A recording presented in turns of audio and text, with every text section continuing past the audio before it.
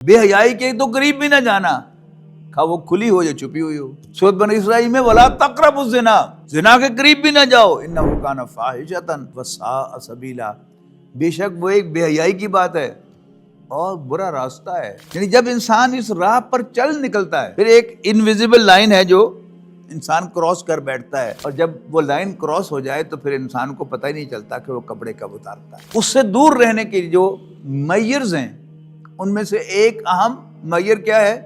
لباس سے اپنے آپ کو ڈھانپو۔ اب لباس تمہاری شرمگاہوں کو ڈھانپتا ہے۔ اللہ تعالیٰ نے جو سطر مقرر کیا ہے، یعنی مرد کا سطر جو ہے وہ گھٹنے سے لے کر ناف تک ہے، نہ تو وہ کپڑا سی تھرو ہو اور نہ ہی وہ سکن ٹائٹ ہو کہ اس کی نشیب و فراز واضح ہو جائے، نہ ویزیبل ہو اس کے ذریعے سے اس کے اندر سے انسان کا جسم۔ عورتوں کا پورا جسم جو ہے وہ اللہ تعالیٰ نے سطر قرار دیا ہے، لہذا ان کے جسم پر نہ تو ٹائٹ کپڑا ہونا چاہیے کہ ان کے نشیب و فراز واضح ہوں، اور نہ باریک کپڑا ہونا چاہیے کہ جس سے ان کا جسم سی تھرو ہو۔ تو یہ کیا ہے؟